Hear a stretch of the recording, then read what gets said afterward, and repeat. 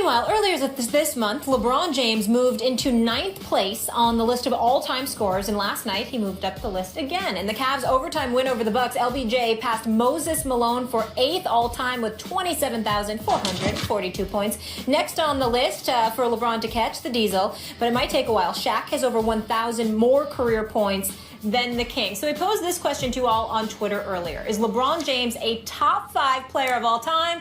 The results are in, and 72% say yes, he is. Stephen A., did our Twitter fam get it right? You know what? I'm not sure. And a lot of people are going to, be up in arms about that because they're used to me being very, very definitive. I can't be definitive. This is the one question, Max, I can't be definitive with. Here's why. LeBron James, to me, is easily a top 5 player of all time for the first 46 minutes. The last 2, I'm not so sure. And that's where it comes in for me. Now, if you go by position, sure, he's top 5. Because I'm going to put Kobe behind MJ at the 2. I'm going to put Magic at the 1. I'm going to put LeBron ahead of Larry Bird. I'm going to put Kareem Abdul-Jabbar in the middle, a 6-time champion, the league's all-time leading scorer. I'm going to put Tim Duncan as my top power forward of all time. But if you just shove aside positions and whatever, I give LeBron nothing but respect and deference because of his greatness over the course of time, what he does on both ends of the floor, what he does for 46 minutes a night. But when crunch time arrives, when palms get sweaty and backsides get tight, I can't put him there. I got to put Bird ahead of him. I got to put Jordan ahead of him. I'm damn sure going to put Kobe ahead of him. I'm going to put these guys ahead of him. That's the difference for me. And every time somebody asks me this question, I will openly admit, Max, I am completely incapable of shifting my position. I refuse to answer the question directly as it pertains to that because I don't ignore the last 2 minutes. I don't ignore overtime. I don't ignore crunch time. Nor should those you. Pivotal moments. I can't do it. But I can look over the totality of a game, the totality of a season, and to tell you for 82 games a year, plus playoffs, plus finals, LeBron is easily top 5.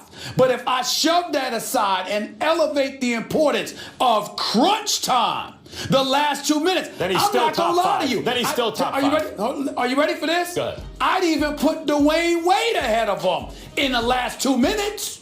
Okay, he's still top 5 that way. By the way, LeBron James choked away 4 consecutive fourth quarters in the finals against the Mavericks in 10-11, right?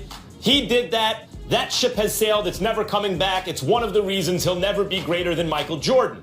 However, to paint him with that brush as though he chokes under pressure ignores a lot of other fourth quarters, late and close, finals and playoff games and regular season games he's played in, where the statistics show that often, Stephen A., he's been more clutch than Kobe Bryant in those situations. But let's leave that alone for a second. The comparison, people will throw up their I disagree with that, but go ahead. I disagree with that, but go ahead. Okay, fine. I mean, again, the record of events says differently. Let's look at these last playoffs. Well, those are stats you picking out. There are others, but go ahead. Let's look at these last playoffs. When LeBron James, the finals, when he was down 3-1 to a 73-win team, the all-time winningest team, down 3-1, and they, not the Cavs, had home court advantage. And on Sports Nation at the time, I remember turning to the camera and saying, okay, LeBron, Muhammad Ali had to go into Zaire and fight Big George Foreman in the Rumble in the Jungle. He was supposed to be destroyed. He was a 5-1, 6-1 underdog. There's no way he can win that fight. Here's your Rumble in the Jungle. Here is where the legends are made. Here is where legacy is truly made. When you do the impossible. And they did it. And it was because of LeBron James. The season before, he had one of the all-time great finals in a losing effort because Kyrie and Kevin Love were both hurt. They were gone. He tried to do it all himself, took it a competitive 6 games. And then this time, with his crew, down 3-1 to the greatest regular season team that ever was, that had just come back on a Thunder team that was, all-time great, maybe had it not been for the Warriors coming back on them and beating them. LeBron James led them down 3-1. And how did he do it at the very, very end? Remember that? When Draymond Green, who otherwise would have been the finals MVP, LeBron goes up, hard foul. He comes down hard on his hand. It affects him. He goes to the line with the finals on the line, misses the free throw because of the hand, and you saw him on the free throw line making the mental adjustments. Okay, I got to tweak this, and hitting the shot that iced the finals in one of the all-time great finals appearances. You want to still say he's not clutch? He's absolutely top 5. The greatest player of all time is Michael Jordan. That might not ever change. It's hard for me to imagine a greater player than that. You want to argue Bill Russell or Kareem for the number 2 spot, 2, 3? That's fine. Then it's LeBron James. He has 3 championships that he's actually won, including the one I just mentioned, one where he got them there, a Cleveland team that had no business in the finals. He led them there. If you look at the peak of his career, it's as good as anyone but Michael Jordan's, maybe Kareem's, but it's right there, top 3 of all time. And if you look at the total career value, considering he plays both ends of the floor, better than Magic and Bird because he's a better defender. He's bigger, stronger, faster, etc. Defenses are more sophisticated now. And you look at the length of his prime, the fact that he's still going, the fact that he probably should be like an 8-time MVP. There is no way to keep LeBron James out of the top 5 of all time. Stephen A., real quick, before you jump on him, can you just clarify one thing for me? There's nothing, I mean, I need a lot clarified because he said so much. I mean, I thought I was taking a class at MIT with all of these damn analytics people. That is not the same as watching the game. And watching the game is entirely different. I took you through the Draymond play. I still am shocked that Max Kellerman uses his numbers more than his eyes. With those Beetlejuice eyes, I do not understand why this man does not exercise eye test more. I have a question. I don't get it. How can you see the size of my eyes from your deluxe apartment in the sky? It is a nice apartment, isn't it? But here's the deal. Go ahead, Molly. I just need you to say one thing. You have D. Wade above LeBron. Why? No, I did not say that. Okay, that's what I wanted you to clarify it. I clarified it the first time. I said the last 2 minutes. I said crunch time, last 2 minutes. If I had to give the ball to one person or the other, I'm going to give it to D. Wade in crunch time. And I make no apologies for that. A 3-time champion, one of the most clutch players in history, D. Wade. In the last 2 minutes? Are you kidding me? The reputation speaks for itself. Here's the problem. Wait a minute, hold up. No.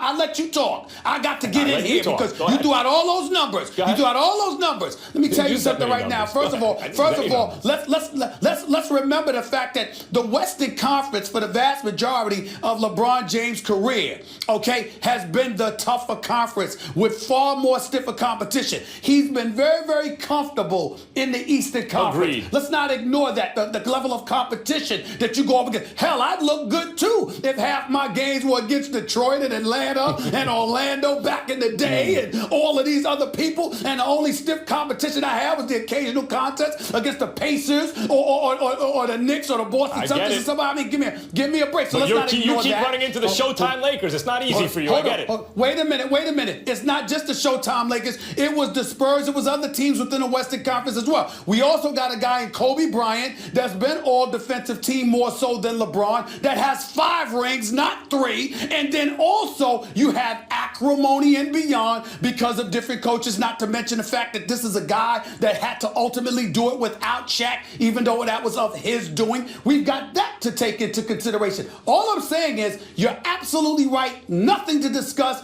if you're talking about the first 46 minutes. But don't tell me that one performance in the finals ultimately makes LeBron clutch to the point where LeBron has had a lot of clutch performances. Yes, he does. Yes. He has also had a lot of failures. He's also had a lot of failures. Okay. I want to get to that. Wait a minute. I want to get to that. Come on now. I want to get to that. Come on.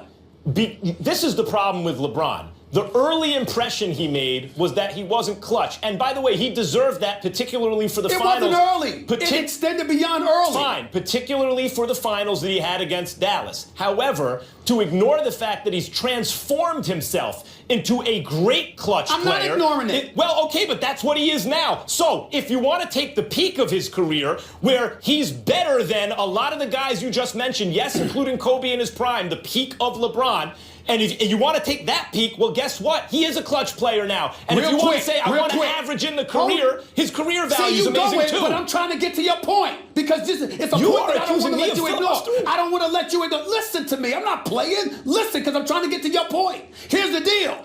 You want to take into account what he did in what he's doing now. Yes. And basically, by and large, ignore those prime years. I, on the other hand, am taking into account what guys did in their primes and somewhat ignoring attrition and father time, diminishing what they did. Which is more valuable in terms of judgment? Am I judging you by what you do when it counts, when you're young, when you're vibrant, when you're in your prime, or when you're old and father time got the best of you? Which way are you doing it? I got a better way of doing it. You're drafting a team and you're drafting players, and the point is this: win as many championships as you can with this player. LeBron is being drafted in the top 5. You are drafting Michael Jordan, Bill Russell, Kareem Abdul-Jabbar, and then LeBron James. Oh, yeah, I'm not offended by that. I'm not offended by that. I do understand, because what you're doing is taking into account the totality of his game and how he'll impact other guys.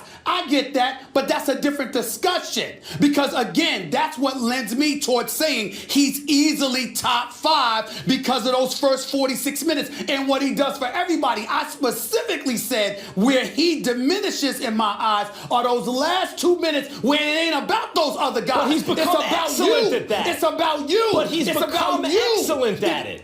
Wait a minute. Listen, I saw Kyrie close. I appreciate the block from LeBron James. You act like LeBron wasn't closing in these finals? No. Listen, LeBron showed up. LeBron was a superstar. He was the MVP. We get all of that. But I specifically said he got the MVP because of his overall performance. The last 2 minutes. Okay, let me ask you this. I'm giving it to Kobe. I'm giving it to MJ. I'm giving it to Bird. Am I giving it to LeBron? Here's the problem. Am I giving it to him?